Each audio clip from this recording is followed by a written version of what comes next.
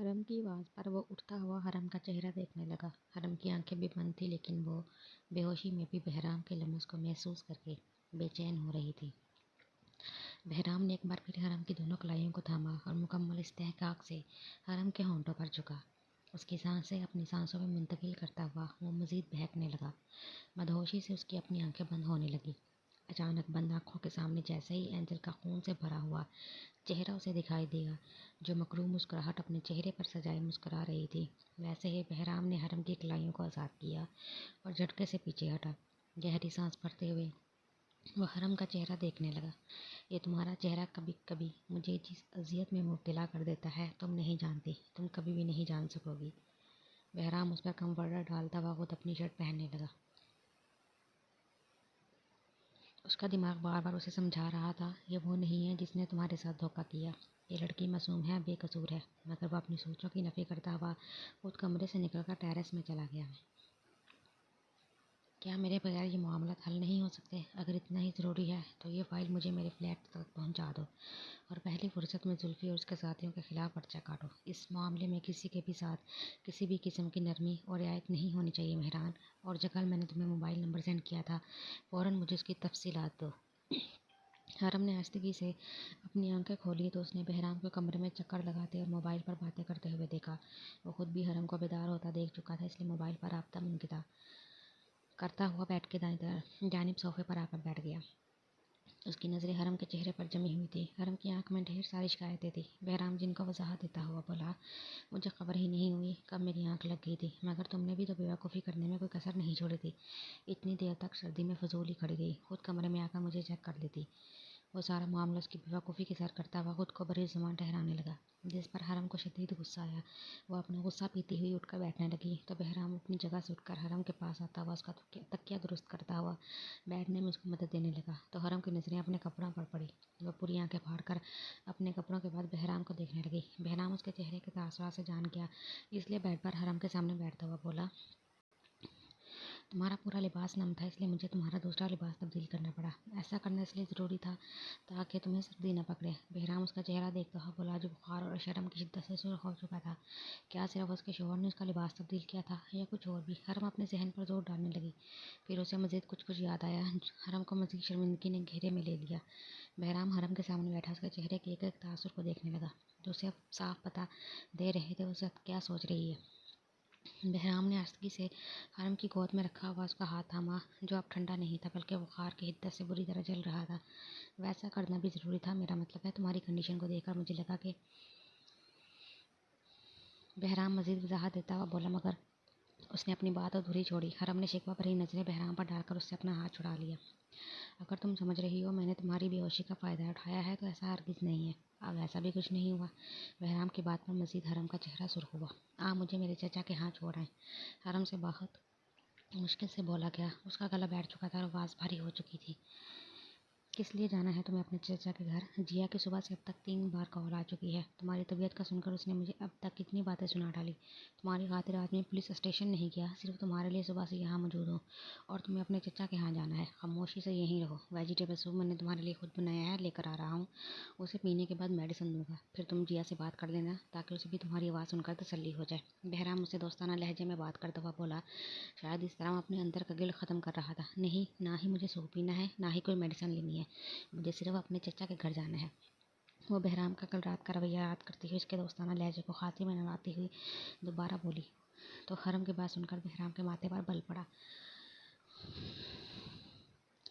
کیا تم نے اپنے چچا کے گھر جانے کی لٹ لگا رکھی ہے؟ جو تمہاری اس گھر میں حیثیت ہے اس سے اچھی طرح واقف ہو گیا ہوں میں۔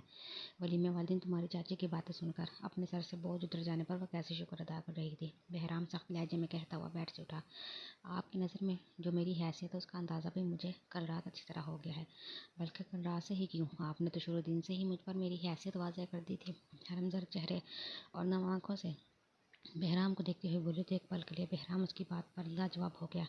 مانا کہ نصرت چچی زبان کی تلخ ہے مگر دل کی اتنی بھی بری نہیں ہے۔ ہاں تھوڑی بے حس ہیں، اپنے لفظوں سے کبھی کبھی دل دکھا جاتی ہیں اور انہیں احساس بھی نہیں ہوتا، لیکن آپ تو پورے کے پورے بے رحم ہیں۔ دل کو دکھانے کے ساتھ ساتھ آپ دل توڑنے کے فن سے بھی واقف ہیں اور یہ کام آپ نہایت خوبصورتی سے انجام دیتے ہیں۔ حرم اپنے دل کی بھڑاس نکالنے کے ساتھ ساتھ مزید آنسو بہاتے ہوئے دل کا غبار بھی نکالنے لگی تو بہرام چپ کر کے کھڑا ہوا اسے آنسو بہاتا ہوا دیکھنے لگا۔ حرم اپنی آنکھوں سے آنسو پوچھتی ہوئی مزید بولی، امی ابو کے دنیا سے چلے جانے کے بعد معلوم ہوا اصل دنیا کیا ہے، رشتوں کی اصل حقیقت کا بھی، اور آپ کو تبھی پتہ چلتا ہے جب آپ کے ماں باپ دنیا میں نہیں رہتے۔ مگر شوہر اور بیوی کے رشتے سے بالکل انجان تھی میں۔ اپنے ابو امی کو، خالہ خالو کو، چچا چچی کو ہمیشہ ایک دوسرے کی عزت کرتے اور قدر کرتے دیکھ کر یہی ذہن میں آتا ہے کہ رشتہ کافی معتبر ہوتا ہے۔ مگر آپ سے شادی کے بعد آپ نے مجھے اس رشتے کی اصل حقیقت بتا دی۔ عزت اور قدر تو بہت دور کی بات، آپ نے تو ذرا لحاظ نہیں ہے۔ آپ پوری رات میں بارش اور سردی میں آپ کے خوف سے کھڑی رہی۔ اس طرح کا سلوک تو کبھی نوزے چچی نے بھی نہیں کیا میرے ساتھ۔ بولتے بولتے اس کا گلا دکھنے لگا، رونے میں شدت سے اندازہ ہوا تو بہرام نے حرم کی طرف اپنے قدم بڑھا کر بے اختیار اسے باہوں میں لیا۔ سوری، ریئلی سوری، کل رات جو ہوا وہ میرے غصے کا عمل تھا۔ آئی پرومس میرا ایسا کوئی ارادہ نہیں تھا کہ تم ساری رات باہر سردی میں کھڑی رہتی۔ بہرام بیڈ پر بیٹھی ہوئی حرم کو باہوں میں بھر کر اسے معذرت کرنے لگا، جو رونے کے ساتھ ساتھ اس کی بازوں میں اب سسک بھی رہی تھی۔ کیوں اندر لے کر آیا آپ مجھے؟ نفرت ہے نا آپ کو میرے چہرے سے؟ تو وہی سردی میں مر جانے دیا ہوتا، وہ سسکتی ہوئی بولی تو بہرام نے اسے مزید اپنی بازوں میں بھر لیا۔ اچھا رو مت، خاموش ہو جاؤ، پہلے ہی بخار ہو رہا ہے، اپنے چچا کے گھر جانا چاہتی ہو؟ کل تک طبیعت میں بہتری ہوگی تو میں تمہیں تمہارے چچا کے گھر چھوڑ جاؤں گا۔ بہرام اس کو بہلاتا ہوا بولا، چچا کے گھر جانے سے پہلے میں قبرستان جانا چاہتی ہوں، ابو امی یاد آ رہے ہیں بہت۔ حرم اپنے آنسو صاف کرتے ہوئے اس کے حصار سے نکلتے ہوئے بولی تو بہرام اس کا چہرہ دیکھتا ہوا بولا، ٹھیک ہے، جہاں بولو گی وہیں لے جاؤں گا، اب رو مت، میں سوپ لے کر آتا ہوں تمہارے لیے۔ بہرام اس کے آنسو صاف کرتا ہوا بولا، کمرے سے باہر نکل گیا۔ ہاں بولو، خیریت ہے؟ کیسے کال کی؟ 2 منٹ پہلے ہی وہ سینٹرل جیل سے پولیس اسٹیشن آ کر بیٹھا تھا، تبھی اس کے موبائل کی اسکرین پر حرم کا نمبر جگمگانے لگا۔ بہرام مصروف انداز میں کال ریسیو کرتا ہوا بولا، شاید آپ ابھی بزی ہیں، میں بعد میں کال کر دیتی ہوں۔ کال کرتے وقت بھی حرم یہی سوچ رہی تھی کہ بہرام اس وقت بزی نہ ہو، مگر اس کے انداز سے لگ رہا تھا وہ واقعی بزی تھا، اس لیے حرم بولتے ہوئے کال کاٹنے لگی۔ بزی تو ہوں مگر اتنا بھی نہیں، تم بات کرنا چاہ رہی ہو تو تمہارے لیے وقت نکال سکتا ہوں۔ ہاں، اگر آدھا گھنٹہ پہلے تم فون کرتی تو شاید پھر میں تم سے بات نہیں کر پاتا۔ بہرام نے بولتے ہوئے گویا اس پر احسان جتاتے ہوئے اسے خود سے بات کرنے پر پرمیشن دی۔ صرف میرے اکیلے کے چاہنے سے کیا ہوتا ہے، میں کال رکھ رہی ہوں، حرم بے دلی سے شکوہ کرتی ہوئی بولی۔ بہرام پرسوں صبح اسے اس کے چچا کے گھر چھوڑ کر گیا تھا۔ 2 دن سے اس نے نہ تو بہرام کا چہرہ دیکھا نہ آواز سنی۔ اپنے آپ کو مصروف رکھنے کے باوجود اسے بار بار بہرام کا خیال آ رہا تھا، اس لیے دل کے ہاتھوں مجبور ہو کر اس نے بہرام کو کال ملائی تھی، مگر کال ملاتے وقت وہ یہی سوچ رہی تھی کہ نہ جانے ان 2 دنوں میں بہرام نے اس کو یاد بھی کیا تھا یا کہ نہیں۔ مگر بہرام کی بے نیازی دیکھ کر اس کا دل اداس ہو گیا۔ تمہاری چاہت، تمہاری مرضی ہی تو میٹر کرتی ہے ہمارے رشتے میں لڑکی۔ اسے اسپیکر سے بہرام کی آواز سنائی دی تو حرم اپنے موبائل کو گھورنے لگی، پھر کان سے لگا کر بولی، اس بات کا مطلب؟ اس کی بات حرم کے سر سے گزر گئی تھی، اس وجہ سے حرم بہرام سے اس کی بات کا مطلب پوچھنے لگی۔ تمہیں اگر مطلب کی باتیں سمجھانے پر آ گیا تو سارا وقت میرا اسی چکر میں گزر جائے گا، اور مطلب کی باتیں تب بھی تمہاری سمجھ میں نہیں آئیں گی، اس لیے میرے مطلب کی باتوں کو اتنا سنجیدہ مت لیا کرو، بس خوش رہا کرو۔ بہرام کی بات پر وہ پھر سے اچھی خاصی کنفیوز ہو چکی تھی، اس لیے بولی، بہت مشکل باتیں کرتے ہیں آپ، میرا ننھا سا ذہن آپ کی باتوں کو سمجھنے سے قاصر ہے۔ حرم بے چارگی سے بولی تو اسے بہرام کے مسکرانے کی آواز سنائی دی، وقت گزرنے کے ساتھ ساتھ انسان ساری باتیں خود ہی سمجھ جاتا ہے، پریشان مت ہوا کرو۔ یہ بتاؤ کیا کر رہی تھی، اور یہ تمہاری آواز کیوں اتنی خراب ہو رہی ہے، کیا فلو ہو گیا ہے تمہیں؟ بہرام کے یوں اچانک پوچھنے پر حرم دنگ رہ گئی، وہ کتنے آرام سے جان گیا تھا اس کو فلو ہو گیا تھا۔ اب حرم اس کو کیا بتاتی کہ اس کی آمد پر چچی نے دھونے والے کپڑوں کا ڈھیر جمع کر کے رکھا تھا، اس نے کل بھی کپڑے دھوئے تھے اور آج بھی بیڈ شیٹس اور تکیوں کے غلاف اور کشنز کے لیے مشین لگائی تھی، جس کی وجہ سے اس کو فلو ہو چکا تھا۔ موسمی نزلہ زکام تو چلتا رہتا ہے، خود ہی ٹھیک ہو جائے گا۔ یہ بتائیں، آدھے گھنٹے پہلے آپ کیا کر رہے تھے، کہاں بزی تھے؟ حرم نے بہرام کی توجہ اپنے اس کام سے ہٹانے کی غرض سے اس سے سوال پوچھ لیا۔ سینٹرل جیل گیا تھا، 2 قیدیوں نے پچھلے 10 دن سے جیل کا ماحول کافی زیادہ خراب کیا ہوا تھا، ان دونوں کو سمجھا کر آ رہا ہوں کہ جیل میں کس قاعدے سے انہیں رہنا ہے۔ بہرام ریلیکس انداز میں حرم سے بات کر رہا تھا تو حوالدار کے اندر آنے پر بہرام نے حرم کو ہول کرنے کے لیے بولا، اے سی پی صاحب، جن 2 قیدیوں کو آپ थोड़ी देर पहले मरम्मत करके आ रहे हैं। उनमें से एक कैदी के हाथ की हड्डी मुकम्मल तौर पर टूट चुकी है, दूसरे के सर से होने वाली ब्लीडिंग नहीं रुक रही है। इंस्पेक्टर मेहरान कह रहे हैं कि इन दोनों को अस्पताल ले जाना ज़रूरी है। आपकी परमिशन चाहिए जी, इस पर्चे पर साइन कर दें आप। हवालदार की आवाज़ हरम के कानों में पड़ी तो खौफ के मारे इसकी रीढ़ की हड्डी सुनसनाने लगी। हेलो, क्या हुआ? तुम सो तो नहीं गई? बहराम ने पर्चे पर साइन करने के बाद दोबारा हरम को मुखातिब किया। क्या आपको इन दोनों को मारते वक्त उन पर बिल्कुल तरस नहीं आया? मतलब आप एक आदमी की हड्डी तोड़कर और दूसरे आदमी का सर खोल कर आ रहे हैं और मुझे इस वक्त इस कदर रिलैक्स मूड में बात कर रहे हैं। हरम अफसोस करती हुई बहराम से पूछने लगी। मेरा पेशा मुझे ऐसे लोगों पर तरस खाने की इजाज़त नहीं देता। वो हरम को आम से अंदाज में समझाता हुआ बोला। जब भी तो मैं आपको बिल्कुल सही बेरहम बोलती हूँ। बेसाख्ता हरम के मुंह से निकला तो दोनों तरफ मोबाइल पर खामोशी छा गई, जिसे चंद सेकंड बाद बहराम की आवाज़ ने तोड़ा। क्या मैं तुम्हारे लिए भी बेरहम साबित हुआ हूँ? बहराम खामोशी तोड़ता हुआ हरम से पूछने लगा। ये तो बात तो आप कभी खुद अपने आप से तन्हाई में पूछिएगा, आपको जवाब मिल जाएगा अपने सवाल का। हरम के बोलने पर वो बेसाख्ता बोला। तो तुम चाहती हो कि मैं तन्हाई में तुम्हारी ज़ात के मुतालिक सोचूं और तुम्हें सोचते सोचते मुझे तुमसे मोहब्बत हो जाए?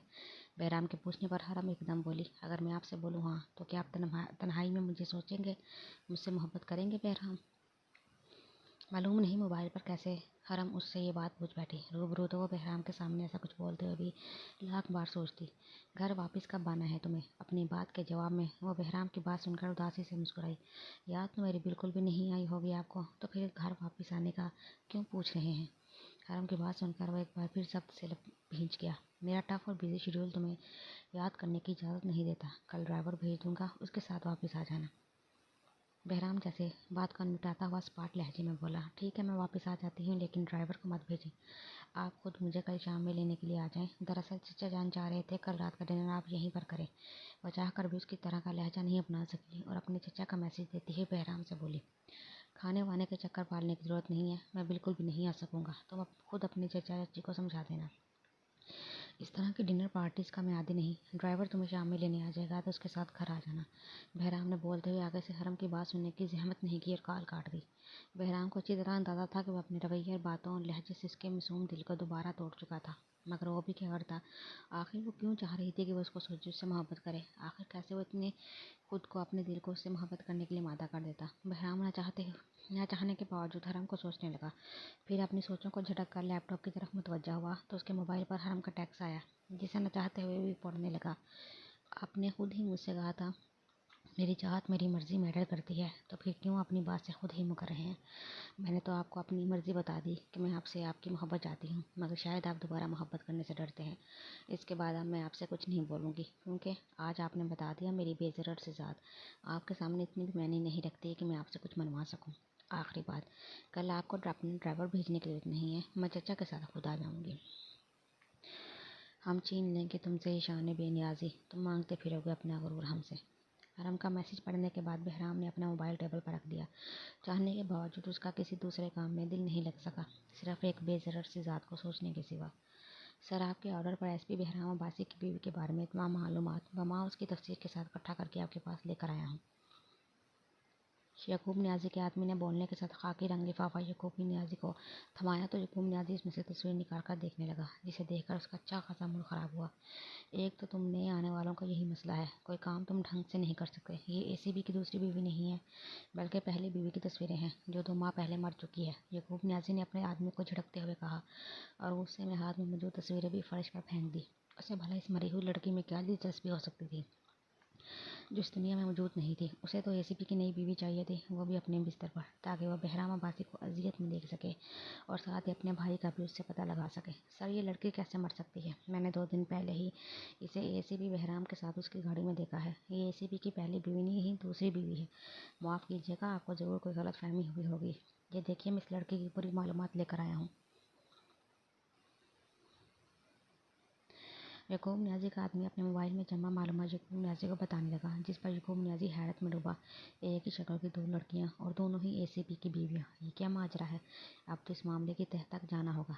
ऐसा करो, जितनी जल्दी हो सके मौका मिलते ही उसकी बीवी को उठाकर मेरे फार्म हाउस पर ले आओ।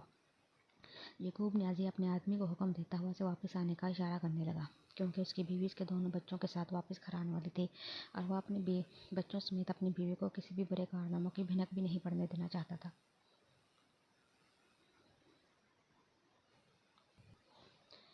उसे ज़रा भी यकीन नहीं था कि बहराम दूसरे दिन उसके चचा के घर आ जाएगा। वह बहराम को यूं अचानक आमद पर बेहद खुश थी। बहराम उसको खुश देखकर मुस्कुरा दिया। अपने ससुराल में आज उसकी पहली बार आमद हुई थी, इसलिए हरम के चचा और चच्ची ने इसका भरपूर तरीके से इस्तकबाल किया। हरम की खुशी उसके चेहरे से छलक रही थी।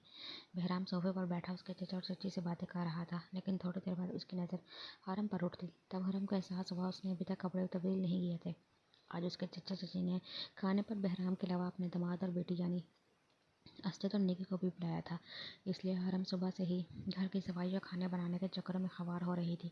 उसने सरसरी से अंदाज में ये बात पहले ही चचा चची के कानों में डाल दी थी कि वह दोनों बहराम के सामने असद से उसकी मंगनी वाली बात से गुरेज करे। वैसे भी उसके चचा चची ऐसी बातों और मामलों की ऊंच नीच को अच्छी तरह समझते थे और उसको मुकम्मल यकीन था वह दोनों ही बहराम के सामने ऐसी कोई बात नहीं करेंगे जो बिगाड़ का सबब बने। बेशक उन दोनों को उससे मोहब्बत या लगाव इस नोयत का न हो, मगर वो दोनों नहीं चाहते होंगे कि इसके और बहराम के बीच ताल्लुकात ख़राब हो। हरम वहाँ से उठकर दूसरे कमरे में आ गई ताकि कपड़े चेंज करके अपना हुलिया दुरुस्त कर सके। वो कपड़े तब्दील करके वाशरूम से बाहर कमरे में आई तो उसने बहराम को कमरे में मौजूद पाया। बेड पर रखा हुआ दुपट्टा ओढ़ती हुई वो बहराम को देखने लगी। शुक्रिया, आपने मेरी बात का मान रखा और आप यहाँ आ गए। दूसरी सारी बातों को नज़रअंदाज करके वह हल्के अंदाज में बहराम का शुक्रिया अदा करती हुई बोली। तो बहराम मुस्कुराकर चलता हुआ हरम के करीब आया। शुक्रिया कहने की ज़रूरत नहीं है, मेरी यहाँ आमद की वजह यही है कि एक लड़की को ये बताना ज़रूरी था कि मैं उसके मामले में इतना भी बेरहम नहीं हूँ जितना वो समझ बैठी है। बहराम हरम का चेहरा देखते हुए उससे बोला तो हरम भी खामोशी से बहराम को देखने लगी। अपनी बात मुकम्मल करने पर बहराम ने हरम का हाथ थामा तो वह हैरत जैसी ख्वाब की कैफियत में बहराम को देखने लगी। मैं इस बात को मानता हूँ हमारी शादी के पहले दिन से मैंने जो रवैया तुम्हारे साथ रखा बिल्कुल गलत था। अपने रवैये से मैं तुम्हारा दिल बहुत ज़्यादा दुखा चुका हूँ, मगर तुम एंजल की हम शक्ल नहीं होती तो शायद हालात इससे मुख्तलिफ होते। अगर तुम मेरी जगह खड़ी होकर देखो तो शायद तुम मेरी कैफियत पर गौर कर सको। लेकिन ये भी सच है, मेरे लिए तुम्हारी ज़ात बेज़रर या बेमैनी हरगिज़ नहीं, क्योंकि तुम एक साफ दिल लड़की हो। मैं दिल से चाहता हूँ कि हम दोनों के बीच सब ठीक हो जाए। मैं तुम पर यकीन करना चाहता हूँ हर एक हादसे ने मेरे अंदर हस्बैंड और वाइफ के रिलेशन को लेकर बहुत ज़्यादा बेएतबारी भर दी है। मैं इस बेएतबारी को अपने अंदर से ख़त्म करके तुम्हारे साथ खुशहाल ज़िंदगी गुजारना चाहता हूँ, मगर ऐसा फौरी तौर पर तो मुमकिन नहीं। अपने दिल और दिमाग को समझाने में और मनाने में मुझे थोड़ा वक्त लगेगा। हरम, तुम मुझे थोड़ा सा वक्त दोगी? मैं तुम्हें यकीन दिलाता हूँ हम दोनों के बीच सब कुछ ठीक हो जाएगा। कल शाम हरम की बातों को सोचकर, उसका मैसेज पढ़कर फिर कुछ भी बहराम से सोचा नहीं गया। वो जिस नतीजे पर पहुंचा था इस वक्त हरम के सामने खड़ा सब उससे कह रहा था। बहराम के मुंह से ऐसी बातें सुनकर हरम को तो यकीन ही नहीं आया कि ये सब कुछ बहराम उससे कह रहा। हरम को लगा कि वह भी इस हसीन ख्वाब से जाग जाएगी। आपके मुंह से मेरा नाम बहुत अच्छा लगता है बहराम, आप मुझे एक लड़की कहने के बजाय हरम ही कहकर पुकारा करें, मुझे बहुत अच्छा लगेगा। आज उसके शोहर ने उसका नाम भी तो अपने मुंह से पहली बार लिया था, वह खुश क्यों ना होती। इसके साथ उसके शोहर के लिए मायने रखती थी। हरम मुस्कुराकर बहराम को देखने लगी। बहराम हरम की बात सुनकर खुद भी मुस्कुरा दिया और हरम बहराम की मुस्कुराहट को गौर से देखने लगी जो उसके चेहरे पर काफ़ी अच्छी लगती थी। वो हरम का हाथ थामे उसे वही डायमंड की रिंग पहनाने लगा जो उसने मुंह दिखाई में दी थी, जिसको डबिया खोलकर हरम ने देखने की जहमत नहीं की थी बल्कि वैसे ही दराज में रख दी थी। आज वो अपने हाथ की उंगली में पहनी हुई डायमंड की रिंग देखकर बहुत ज़्यादा खुश हुई थी। तो तुम यहाँ अपनी तबीयत को देखते हुए आराम करने की बजाय कपड़े धोने और खाना बनाने आई थी।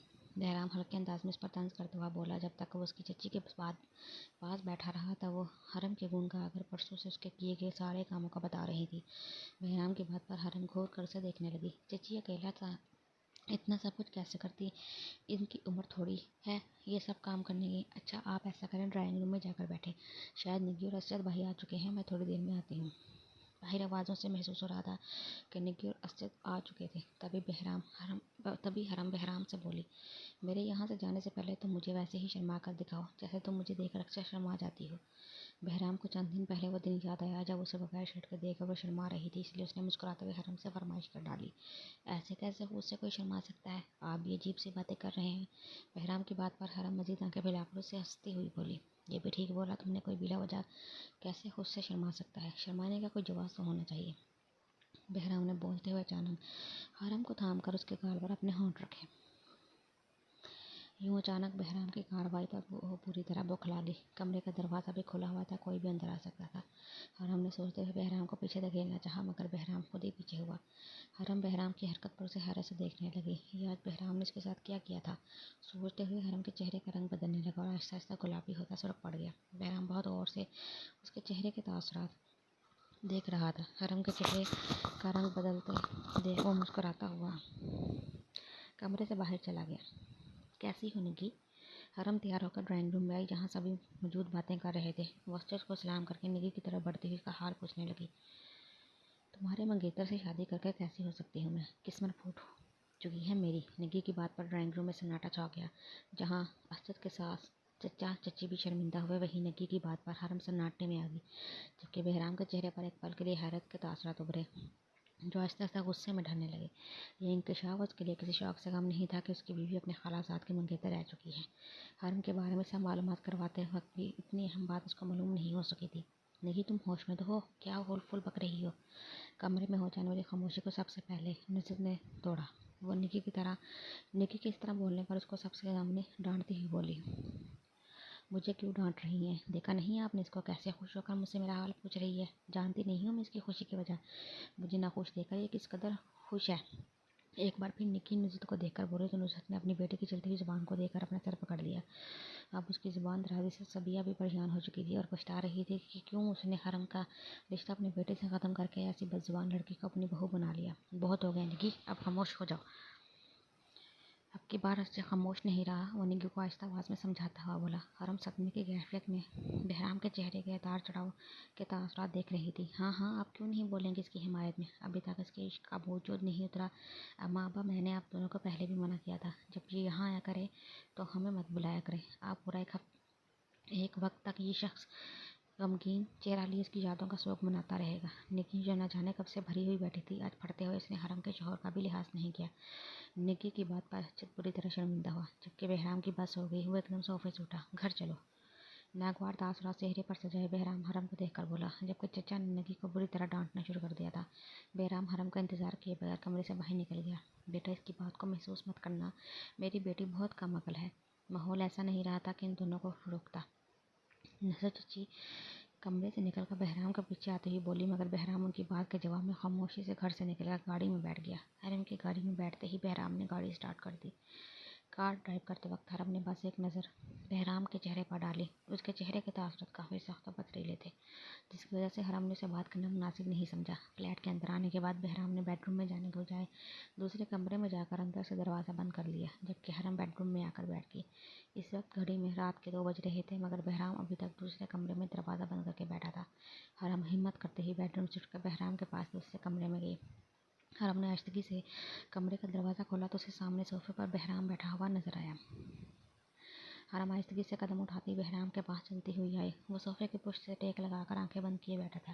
کمرے میں کسی دوسرے کی موجودگی کے احساس سے بہرام نے اپنی آنکھیں کھول کر اپنے سامنے کھڑی حرم کو دیکھنے لگا. سوئی نہیں تم ابھی تک؟ جاؤ جا کر سو جاؤ. بہرام اپنے سامنے خاموش کھڑی حرم کو دیکھ کر بولا.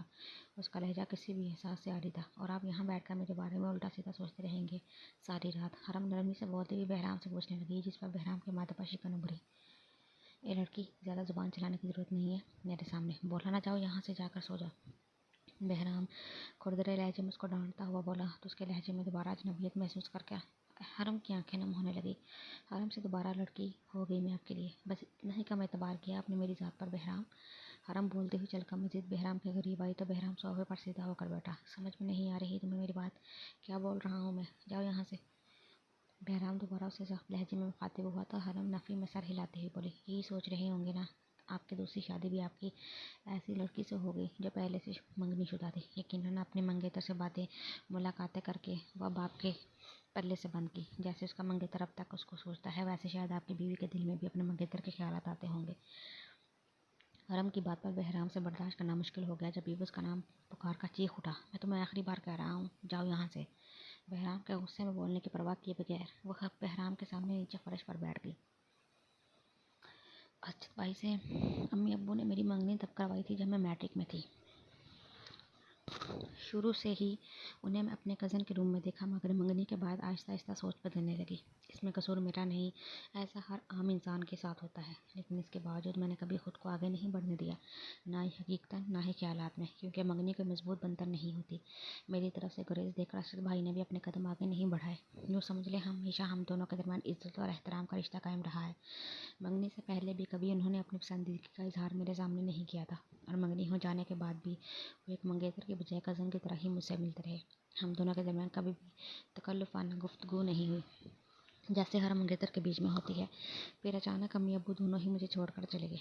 तब चाचा चाची ने मुझे अपने साथ अपने घर ले आए। असद भाई या खाला में से किसी से कोई एक बार महीने में मुझसे मिलने आ जाता, लेकिन फिर भी बीच में मालूम नहीं क्या हुआ, निकी न जाने कैसे असद भाई को पसंद करने लगी। मैं निकी के ख्याल जानकर डर गई। माँ बाप तो मेरे पास थे ही नहीं, सिर्फ माँ बाप का तय किया रिश्ता था। मेरा बहुत गुस्सा आया निकी की सोच पर, लेकिन जब नुसरत चाची ने मेरे सामने रोकर ये कहा कि हसरत के सामने मैं खुद अपने मुंह से इस रिश्ते से मना कर दूं, तो मेरा बहुत दिल दुखा। मगर चाचा चाची का एहसान याद आ गया, जो उन्होंने मुझ पे सहारा को अपने घर रखकर किया था। वो अपने इस एहसान का बदला असद भाई से रिश्ता ख़त्म करने की ज़रूरत से चाहती थी। फिर मुझे ऐसा करना पड़ा। रिश्ता ख़त्म होने पर मैंने खुद को बहुत अकेला महसूस किया।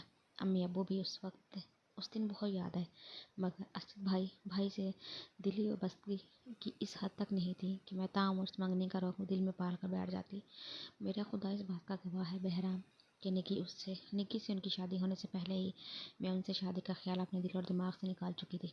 आपसे निकाह होने पर आपका साथ मैंने मजबूरी में नहीं बल्कि दिल से कबूल किया है। मेरे लिए इस दुनिया में आपसे बढ़कर और कुछ भी नहीं अहम नहीं है बहराम। आज के दिन जब आपने मुझसे कहा कि आप मेरा यकीन करना चाहते हैं, उस वक्त मुझे अपना आप कितना महत्वपूर्ण लग रहा था, ये मैं आपके सामने बयान नहीं कर सकती। बहराम प्लीज़ अपना यकीन मेरे ऊपर से ख़त्म करके मुझे दोबारा से बेमोड़ मत कीजिएगा। मेरे दिल में सिर्फ आपकी मोहब्बत है, क्योंकि आप शौहर हैं मेरे लिए हर रिश्ते से बढ़कर। आपके निकाह में रहकर किसी दूसरे मर्द के बारे में तसव्वुर करना मेरे लिए गुनाह है। प्लीज़ बहराम, मैं आपकी आंखों में अपने और आपके रिश्ते के लिए बेएतबारी नहीं देख सकती। मुझ पर अपना एतबार कायम रखें। हरम बोलते हुए अपना सर बहराम के घुटनों पर रखकर रो दी। हरम के रोने से वो उसे बाजुओं से थामकर सोफे से उठाकर हरम की आंखों में आंसू भरे बहराम का चेहरा देखने लगी, जो इस वक्त भी बेतासुर था। रात काफ़ी हो चुकी है, अब तुम्हें सो जाना चाहिए।